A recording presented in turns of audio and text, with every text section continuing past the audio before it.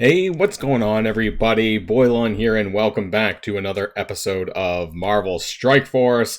Hope you're all having a great Monday morning. And today, you know what? We're finally going to talk about Dark Dimension 6. I've been getting this question almost every day.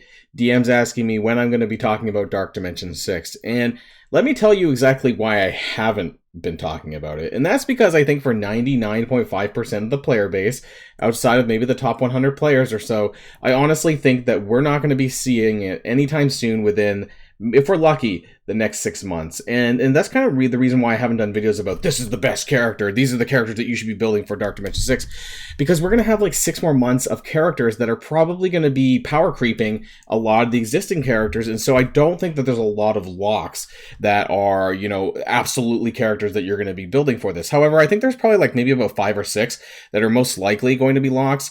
We will talk about those in this video. We're also going to be talking about the extent of how long it's going to be taking realistically to get into Dark Dimension 6 and all of that and more in this video. So if you're ready to go, let's boil this down.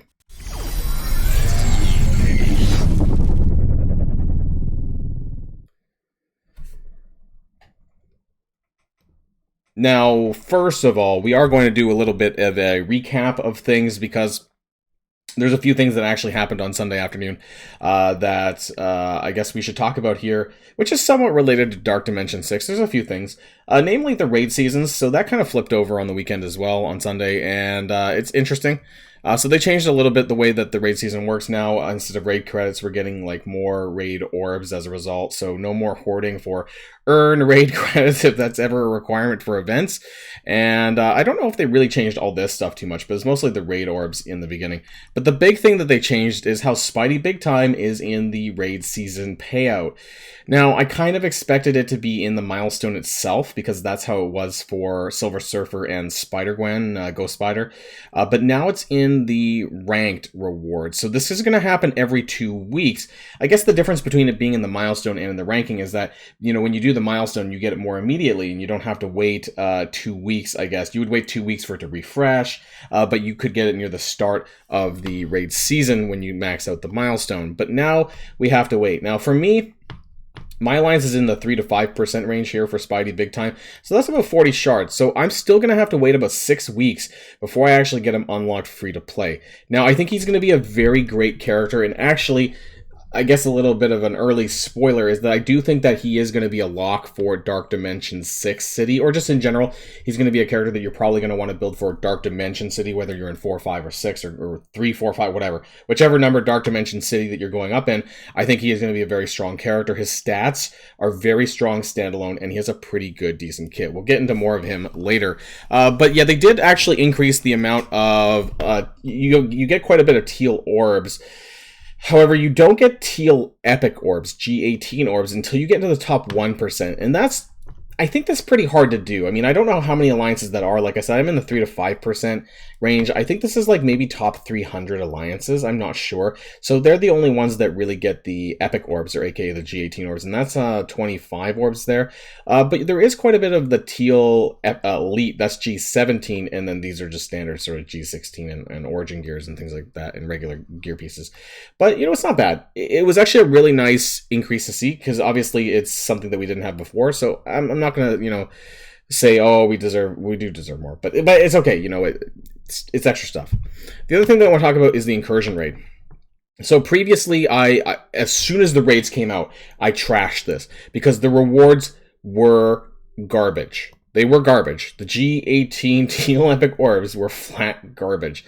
So I'm in Incursion raid 1.2, and they changed the rewards on this, the payouts on this, and that's good, because before I was getting 800 fragments, maybe 1,000. I don't remember. It was like it was like half an orb. I was getting half an orb on difficulty 2. It was absolute garbage. But now at 30% at 1.2, I am getting 2 full orbs, which is really nice. If you do 60%, you get 2.25. That was a little bit more than that.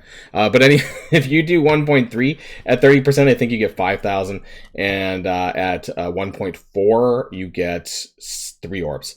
So this isn't bad for 1.2. It's 2 orbs. That's 4 times as much fragments as we got before. I'm almost certain that's the case. So from that perspective, it's good, but 2 orbs is still not a lot. Now, 2 orbs is the equivalent of 800,000 gold. You get 2 G18 mini pieces from this, and there's 2 orbs, so 2 times 2, 2 times 2 is 4. So yeah, you get 4 pieces, but those pieces are worth 200k gold in the supply store. So that's about 800k gold worth of materials that you're getting every day. And so that definitely is better than half an orb that I was getting before. So this is more in line with what I expected. But I think compared to when Dark Dimension 5 came, or not Dark, I was going to say Doom Raid 3, which is what we were doing before. I think there was still more of these teal elite orbs, I think, for what we were doing than what we're getting for the epics. So they're really kind of crunching down on the G18s more than they were on 17s back when it came out, in my opinion. So the only ways that you can get G18 stuff is through the raid season rewards. If you're in the top 1%, if you're doing the Incursion raid, of course, you get these teal epic orb fragments, and at least it's a little bit better off now. And the third way, actually there's 2 more. Obviously, the main thing is going to be the supply store. So this is pretty big. Like I said, it's 200k per piece. We're going to go ahead and buy this anyways. So the interesting thing is, before I said I was not buying G18 minis from the supply store. When this changed, actually, was when we started getting that gold from the war season payout. So that extra 5 to 6 million gold or whatever that is. So now I've been converting that kind of gold into buying the G18 mini. So I'm still only buying a couple of them per day, but that extra gold that we are getting from the war season payout at least gives me the ability to be able to buy these minis. And it's going to be a very slow grind. I think it's honestly going to be slower than the G17 grind. But the difference about the G17 grind for Apocalypse was it wasn't about the gear necessarily. It was about the blue 4 and 5 ions. So now with Dark Dimension 6, there is no specific requirement to have blue ISO levels. And so that's why I think that G18 is being crunched as bad as it is, because previously it wasn't just G17 as a bottleneck, it was G17, and actually really the blue 4 and 5 ions were the bigger crunch than the gear pieces. Now it's the other way around. Now it is the gear that's being the bottleneck crunch, and ions is kind of off the table for now, that you don't need it as a requirement. So it is what it is there. And actually, I guess you could say that there's going to be crunches on actual uniques as well, because the amount that you need for a new character is astronomical. You need like 60 something, I think, per character if you're counting 16, 17, and 18. But this is also the last gear tier. So gear 19 is very likely going to be a new color. I think it's red from what I saw from the blitzes, that if you blitz up high enough that you see characters with red backgrounds, and so that makes sense. And so this is going to be sort of what G15 was before we went into G16, which was kind of bad at the time. It was it was the worst of the orange crunches, and that's kind of what I expect this to be as well. Not only is it for Dark Dimension 6, but it is going to be the last of the teal gear phases, and so that's why it's going to be extra bad. Now let's talk about Dark Dimension 6 though. So obviously we have a couple of lanes. We have the first 2 nodes for anyone. We have Global, we have Cosmic, we have City, we have non-Horseman Legendary, and then we have an extra Legendary lane where you can use Apocalypse and the Horseman characters as well.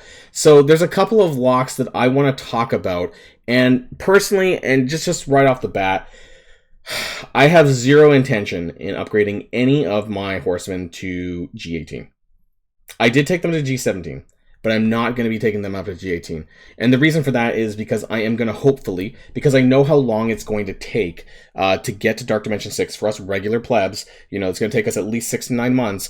And for that reason, I'm going to double dip with just the standard legendary characters and use those in both sections. Now, I'm also thinking of using Apocalypse for the global lane, because I think that, while he is very expensive to build, I think I want to feel good about the characters that I'm investing in, and I don't think it's all about the race. Honestly, I don't think that it's going to be that the first person to get Super Scroll, or the first couple of sets of people who get Super Scroll, and you're screwed. I don't think that's going to be the case, because that never was the case with Dormammu. Dormammu is a really great character, but never was it in the arena where you were just absolutely effed if you didn't have this character. So by the time that most of us regular people in the arena shards get it, I want to be happy with the characters that I upgrade. So there is a handful of these that I kind of want to tell you now. Now, not everyone with a heart on here are necessarily characters for Dark Dimension 6. It's a bit of a cluster mess here right now, but we're going to go through this in no particular order.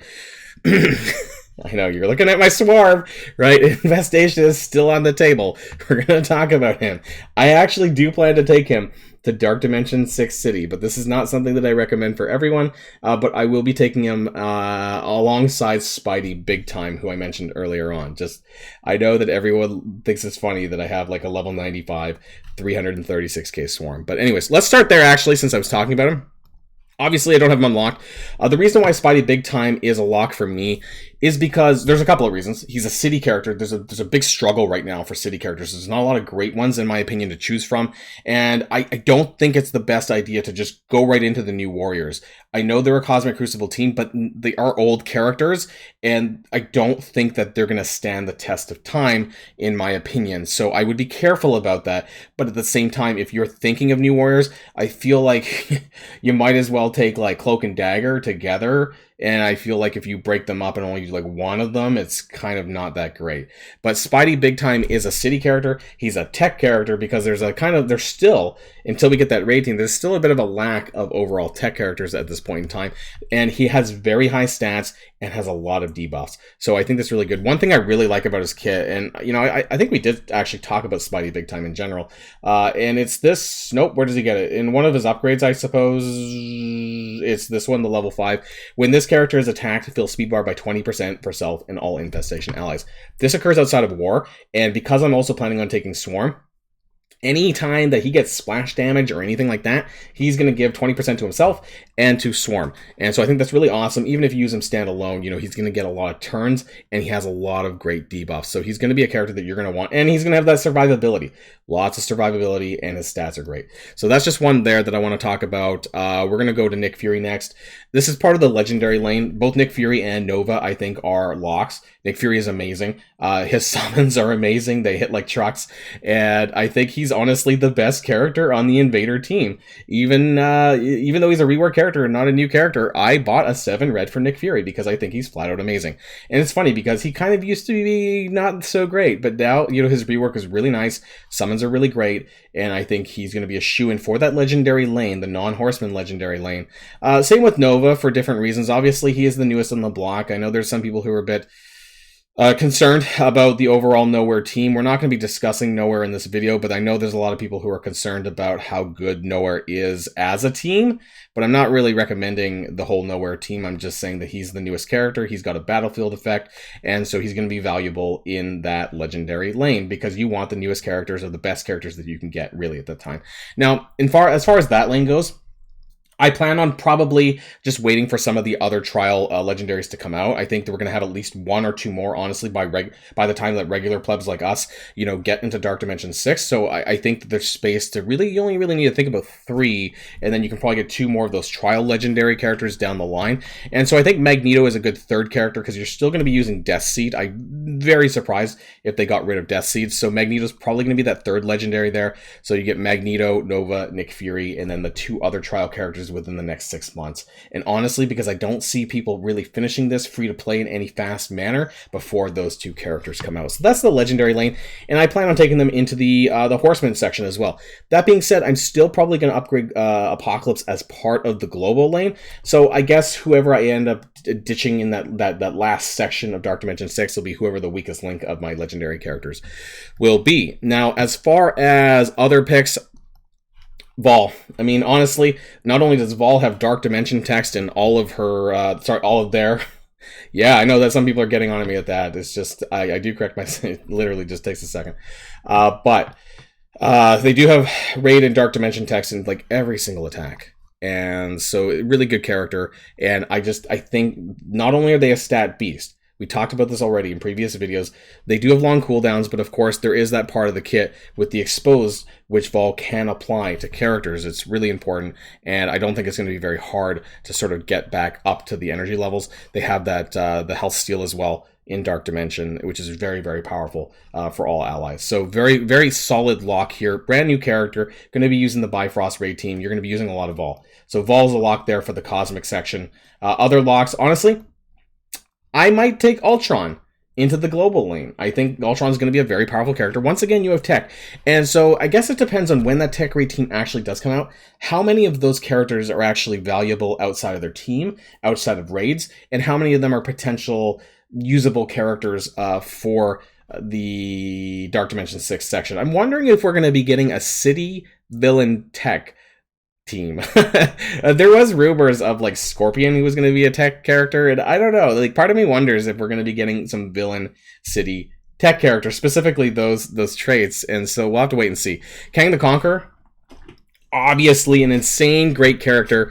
I will be taking him to gear tier 18. Also a tech character, but yeah, you need to find those tech characters that you can use your mini uniques on. And that's going to be really important. Kang has, obviously, that on offense, fill speed bar by 5%. These speed mechanic type things, speed bar mechanics and speed mechanics, very powerful for some time to come. We're still using characters like Emma Frost on occasion, and so I think Kang will stand the test of time. He is an incredibly powerful character, and I think he's a shoo-in there for the Cosmic section. So we have Kang, we have Vol for Cosmic. That's 2 characters there. I don't think there's actually any locks or shoo-ins for the global section. I know I just mentioned Ultron, who is global, but there's a lot of flexibility in the global lane, you know, that you could mix and match whoever the hell you want, depending on like what you're interested in, what kind of teams you're building.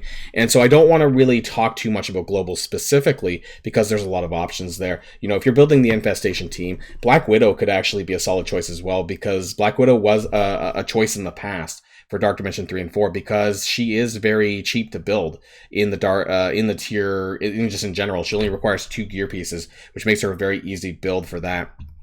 I actually don't think that there is that many sort of lock-in characters.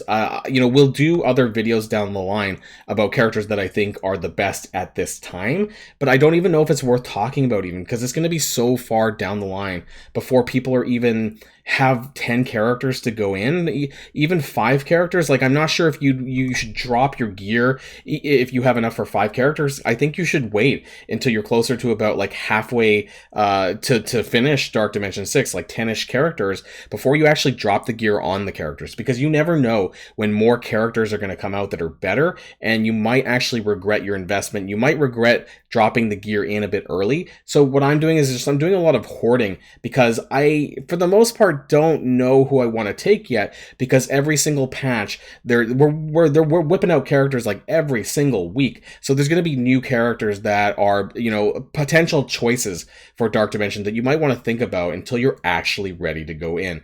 It's not, I doubt it's going to take you that long per node, so I think it's actually worth probably waiting on your gear before you're investing in certain characters, before you jump the gun, because I always feel that it's better to feel good about your investment rather than just speeding your way through and then regretting your choices later. But that's just my opinion there. You know, some people were talking about taking Star-Lord Annihilation into Dark Dimension 6 just because he's a skill character, but from what I've heard about the Nowhere team, kind of makes me regret wanting to take this guy all the way up to gear tier 18, because that's a really heavy investment into a single character. And if I'm not really liking the team that he's associated with or as a standalone character, then I'm going to regret my choices in the future. But hey, there is actually some options in the skill section, but that's not what we're really here to talk about. I have all of these great characters here at gear tier 17, some of them at level 95.